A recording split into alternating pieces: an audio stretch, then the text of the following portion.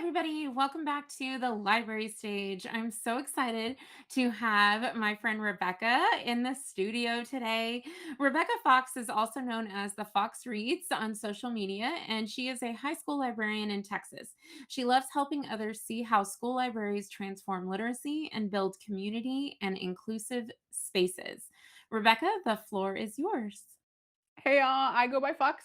I have been just a little bit about myself before we dive into the topic. So, I've been a librarian for almost a decade, and I was a classroom teacher for 12 years before that. I've done elementary, middle school, and high school level. So, I've got a little bit of experience at all of the three levels. So, I think that really makes me qualified, in my personal professional opinion, to talk about this. Today, we're going to talk about how comparison can be the thief of joy in libraries. When I first started in librarianship, like I was still a rookie. I hadn't even graduated college yet, or I hadn't graduated grad school yet. One of the things that you do in Texas is you have to go and observe other librarians or librarians at that time because I wasn't certified.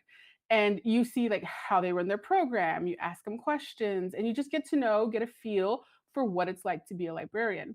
And I just remember going in and being so intimidated by how well run everybody's programs were and libraries, but also how different they were and how unique they were. So, one of my very good library friends, his name is AJ. And when I went to observe him, I had no idea who he was. I just kept hearing, like, you got to go see AJ, you got to go see AJ. And so I did. And AJ does this thing. It is utterly remarkable, and I don't think I could ever do anything like it. He is very into gardening, and he has this phenomenal program where he has an actual garden in his school that his students tend to. And at this point, I was like, "What do you mean libraries can have gardens? That doesn't make sense to me. How does that correlate to librarianship?" So, one of the things that I saw with AJ was just how passionate he was with his library and how his enthusiasm and his excitement trickled over to the kids and how they got really excited to come into the library and to be with him and learn about all of the things that he was teaching them. And I remember he was the last one that I visited. And I asked him, "How did you do this? Like, why is this what you chose?" And he gave me some of the best advice I had ever gotten. To this day, it is the best library advice I've ever gotten. And he said, "You need to find what makes you happy. You need to find what you are really, really good at and utilize that in your library."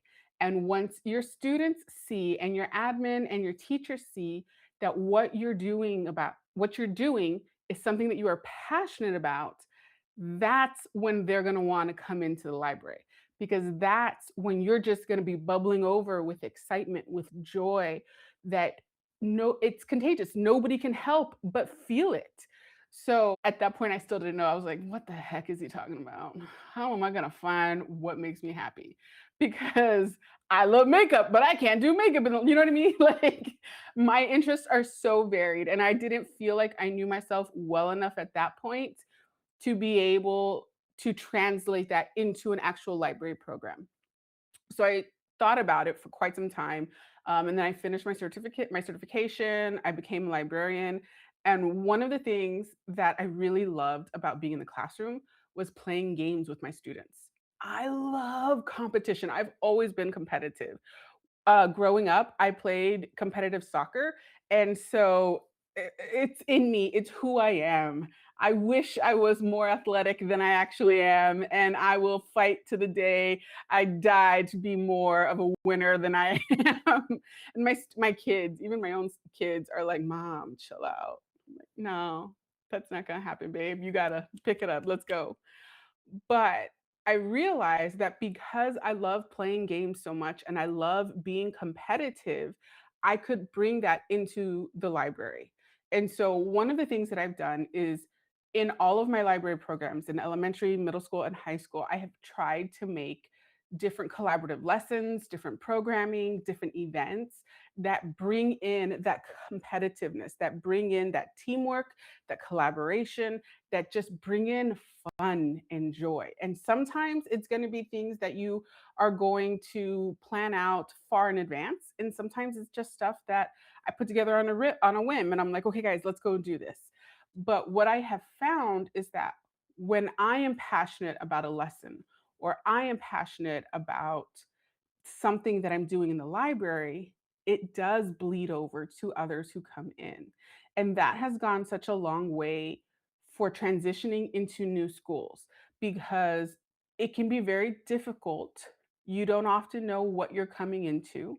You don't often know what the relationship with the librarian was previously between admin, between teachers, between students, and even between the community.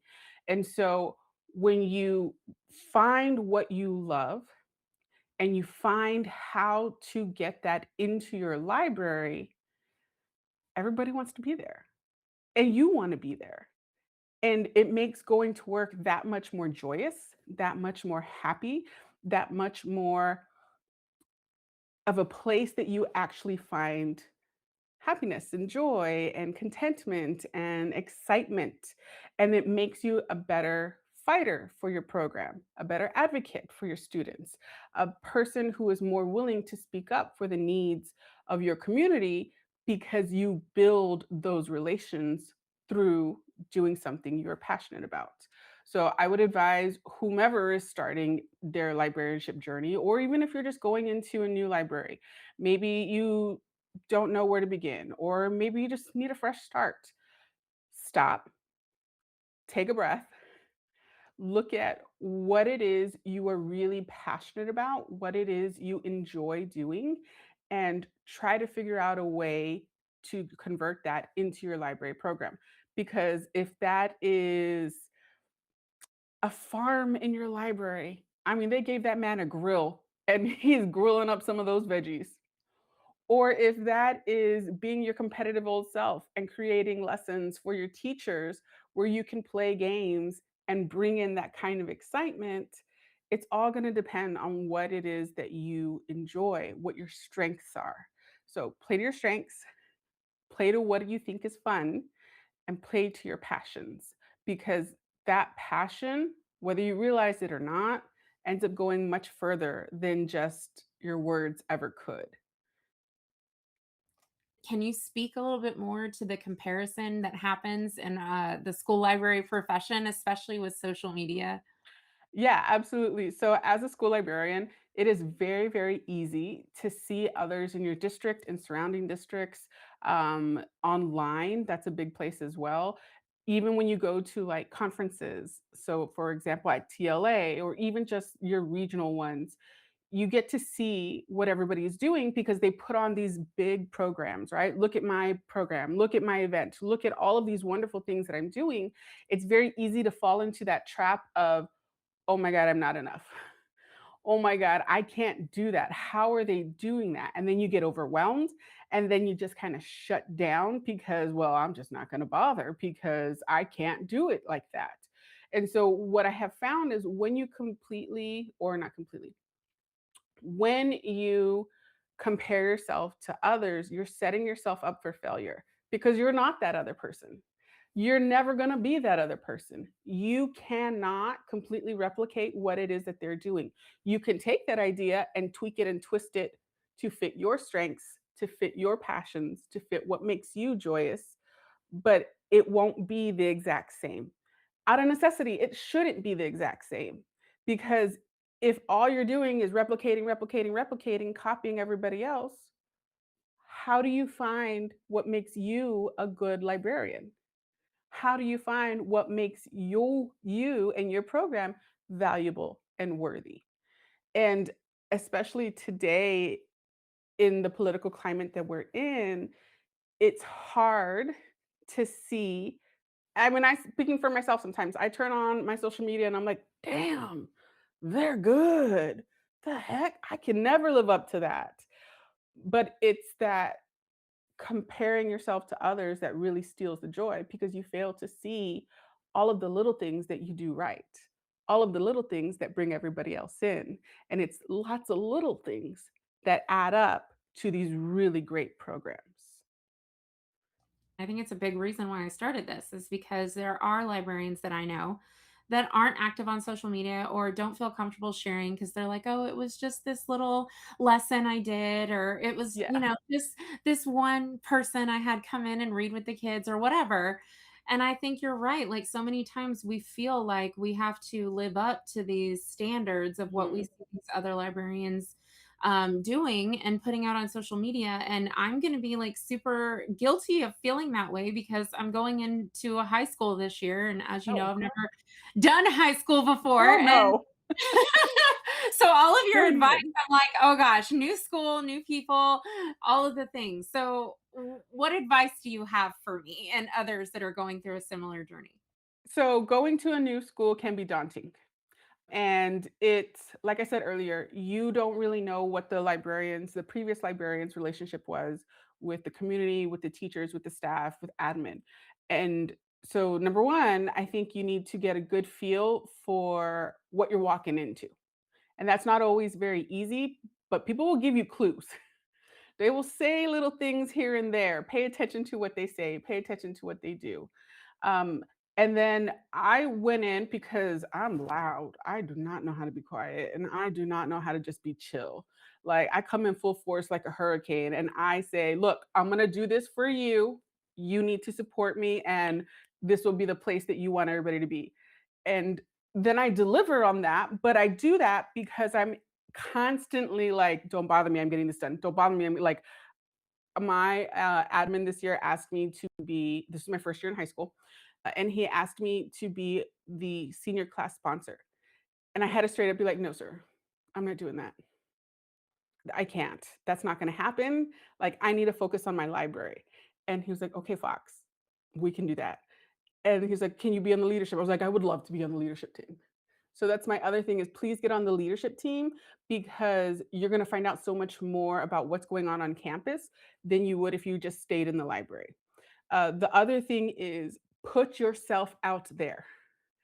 Get invited to the secretary luncheon, to the front office luncheons, get invited to the baby showers, that kind of stuff. Like go mingle, meet people, get out of your comfort zone because building those relationships, especially that first year, is really foundational for what you're going to be able to do in terms of your program, in terms of lessons later on. And you never really know who's advocating for you when you're not there. So if you're able to go in and, I mean, you know this, if you're able to go in and build those relationships with people, then they're gonna, even just a little something like, "Oh, Fox, she's awesome. Why do you have a problem with her?" Like that little kind of advocacy will come up when you least expect it. That happened this year. I had a teacher who did not like me for reasons I shall not name.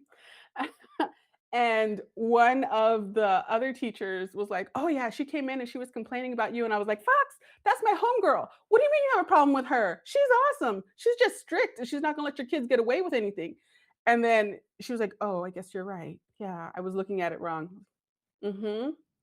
Right? So Having yeah. those relationships is definitely paramount and definitely something I plan on working on as well. And I feel like there's people on your campus you should definitely befriend, right? The Yeah. secretary, the Always. The custodial staff, bookkeeper, yeah, bookkeeper. the custodian. Yep. And I always like to get friendly with our like technology person because if I need help. Then I also really like in high school, I'm not sure how your new high school is gonna have it, but my high school has like and my middle school had it, a testing coordinator.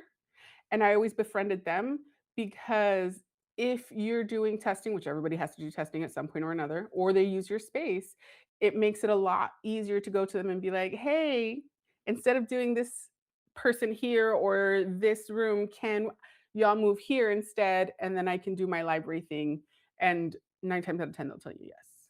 100%. I think that's great advice because I will be doing that because that's the thing I hear the most about high school libraries is that, "Oh, you're gonna be closed a lot for testing," and I'm like, Mhm.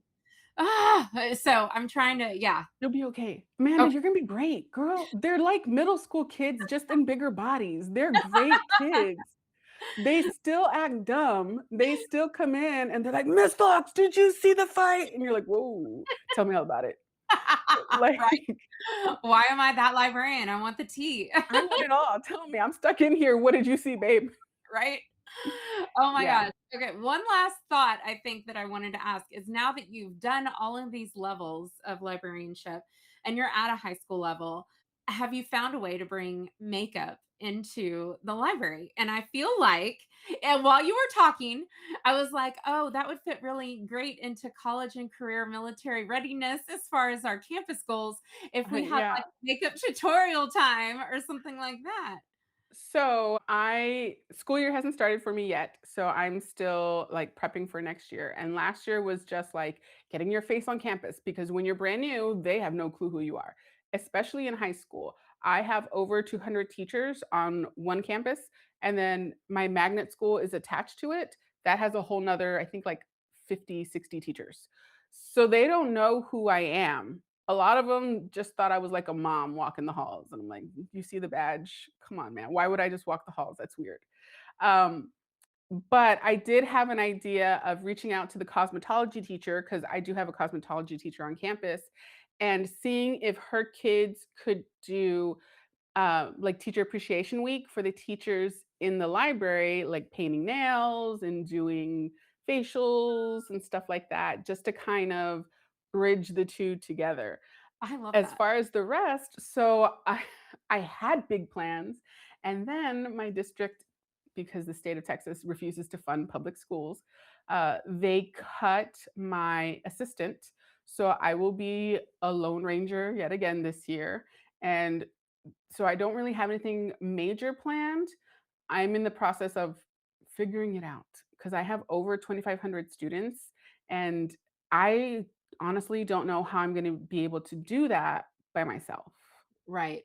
And I think that's something, and it could be a whole other episode in and of Oh my god, itself yes. about how, funds are hurting our student. Like the cutting of funds are hurting in the program, they're hurting our schools, and it's just not Yeah. okay. Well, and I had a one of the other girls on TikTok, I think it was Laura. She was asked, she was like, "Well, I don't think it should go to the kids to have to do it." And she's great, I love her, but I was like, "Yes, I agree. However, I still have to get done as much as I can get done.